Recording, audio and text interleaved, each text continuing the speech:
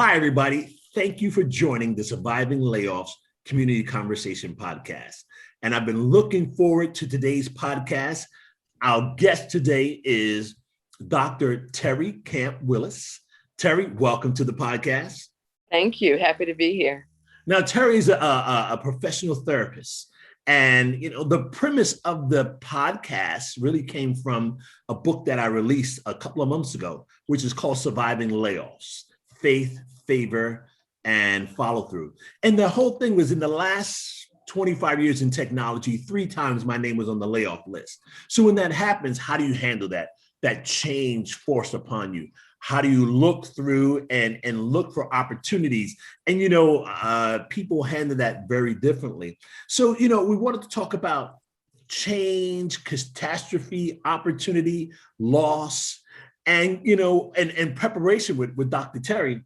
The big elephant in the room, of course, is the year and a half that we've just gone through with COVID. But even before that, Doctor, you said something that I thought was powerful, which was, everyone is going through something. Now, what did you mean by that when you said that? Well, what I meant is that no one lives on earth very long without getting hurt or traumatized by something that someone did or didn't do, said or didn't say.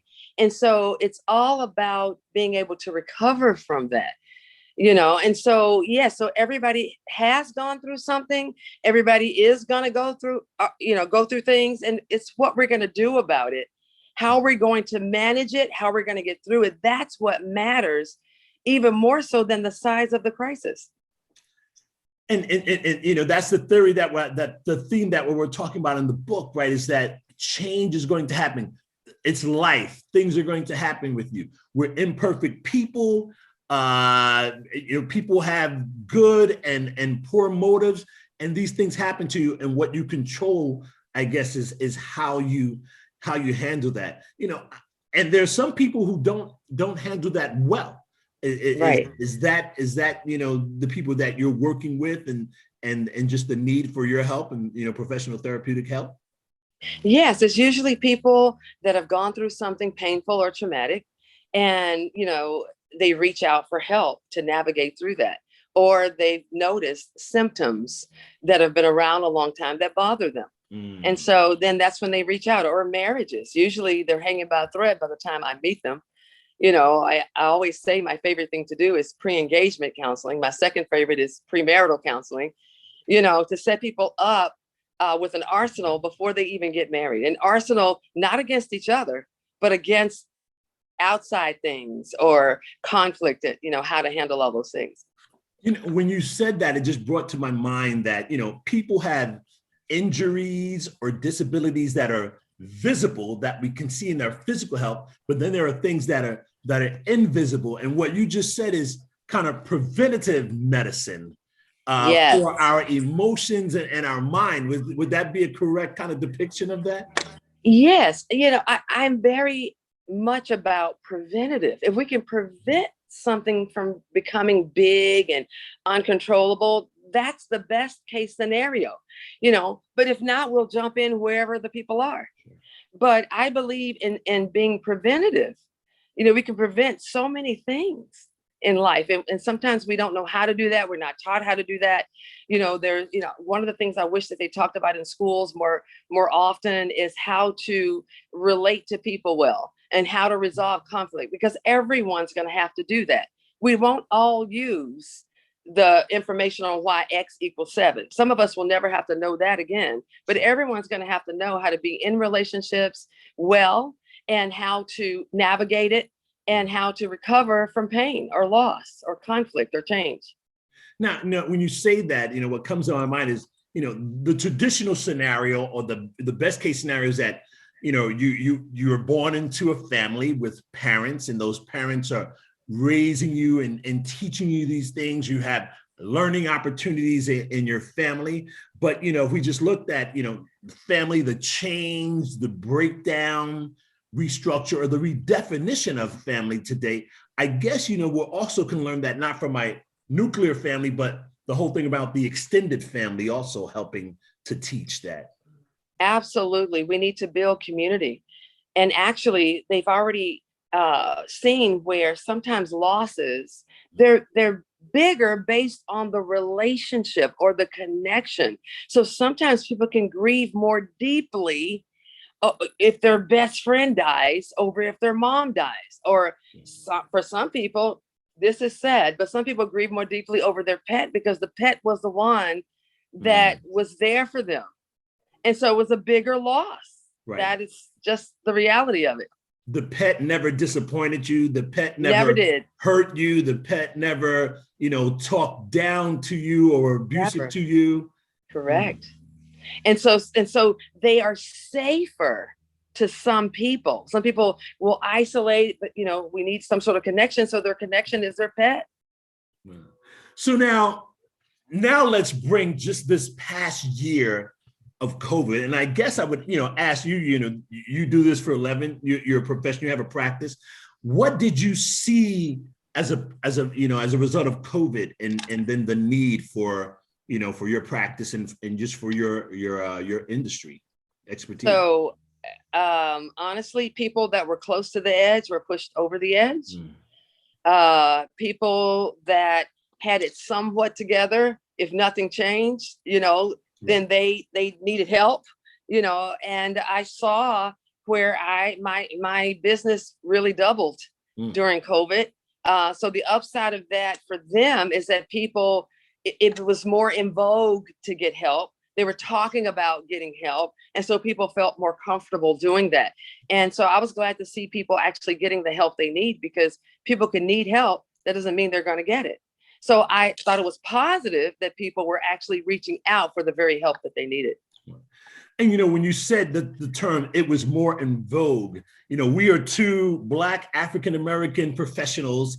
And, traditionally for years in our culture, it was like, oh, we don't go get therapy. That's for them. That's not for us. Did you see a change in that with COVID? Yes, I even saw a change in that, where before COVID, I don't even know if I could say 10% were non-white. Maybe 10% were non-white and 90% were white, even though I'm Black. Sure. So, but now I definitely saw an influx of African Americans, and I think that Black Lives Matter movement had something to do with that too, where, if we're going to get therapy, we're going to get therapy from someone who understands the struggle. Sure. Kind of a thing. So I was glad to see African Americans getting help, because the reality is they need help just as much as any other culture of people. Pain knows no ethnicity, no ethnic barriers. Pain doesn't, loss doesn't, change doesn't. And, we all bleed red and we all hurt. Yeah. That's the equalizer. And so, I, am not hyper aware of that, except I guess I was kind of expecting that I would have more African Americans or more females or more this age group. And I got a lot of surprises along the way. Well, I'm sure that's because of the quality of your practice, your excellent, your professionalism, right? People recommending you. People still need excellent, customer service, excellent skill set, regardless of color. They do. Thank you so much, because overwhelmingly, most of the people that I see have come by word of mouth. Again, only during COVID did I start to have more from outside sources, people just Googling, and I don't pay Google anything to pop up early, but I would pop up. Some people would say, I prayed and asked the Lord and you popped up. And I'm like, I didn't pay Google to pop up like that. So some people got me that way. Other people literally went on this resource called Black Girl Therapy, which was just kind of a God nudge. I was just reading something and I saw it, and I saw that this woman was connected to Oprah and she had a network and it was only $15. So I thought $15, that's a low marketing budget, right? Yes. And so many people came that way. Wow. And so I'm a sports junkie. I also have another book out called So I Didn't Make the Pros. I went to college for free. I was an NFL free agent. I got right there and got cut right before the season. So how do you deal with that? But I say that, I put that out to say, this past year and a half, we really heard talk about mental health. With the NBA basketball players and the WNBA, they were in a bubble for like 6 to 8 weeks. We're not allowed to leave out. And they talked about just the challenges mentally, their mental health, being separated from family, right? The COVID infections and just how that impacted their life. And I think what that did for a lot of us is kind of socialize and change the perception of, mental health doesn't mean there's something wrong with me. Getting the help I need just makes good sense. Absolutely. Absolutely. And those people not being able to be with their most loving connections. Sure, you have a connection to your colleague, your team member, but it's not the same thing. Yeah. And so they were also battling because there was a loss of connection to the people that they're most connected with. Right. Yeah. And so interesting you say that. There was a couple of situations where in the WNBA, there was some basketball players who brought their young children into the bubble with them. And that was just a challenging thing, right? To say, hey, I'm working, I have a professional career that's very demanding. I'm in the bubble, isolated from everybody. And I bring my children into the bubble also. Absolutely. Because human beings, we crave connection. Mm-hmm. The three things we always will need is regulation, meaning when something happens, we need to regulate so that we can sleep and have a less stressful day. So we need regulation. We need reward. And one of the most important ways and positive ways to ping the reward center is in loving connection. Mm-hmm. And when people don't have that, that's when they go to maladaptive behaviors and addictions. Okay. And so now you're pinging the pleasure center with the wrong thing. To fight the challenges or the things that are going on. Yes. So question for you, I'm of a certain age, right? Mm-hmm. Me too. And one of the things that, I monitor, right? We have children and young nieces and nephews, is their ability to handle, disappointment, right? Or the obstacles and challenges to meet their goals. Are you seeing that as something that's happening? I don't know what you would call that, but their ability to kind of work through challenges and disappointment. So here's the thing. I always put the most responsibility in the family that they grew up in. Either you taught your children how to handle life and how to respond well to life, or you didn't. And if you didn't, now it's their responsibility to figure it out at 18. Whatever you couldn't teach them, is your responsibility to learn that. So I don't know if it wasn't passed on. Sure. Okay. And then I will say added to that was this movement amongst young people where it's like adult tantrums were okay. Like I remember them canceling class and ordering pizza because their president that they wanted didn't get in. I mean, I just had never heard of such. Sure. As opposed to teaching people how to accept life changes, how to sure. Gather yourself together and move on. So I always put it at the feet of the people who didn't pass it on, right? And then it became okay, socially acceptable to their peers to throw a fit, or throw a tantrum, or cancel people. And so it's the combination of those two things is what I believe.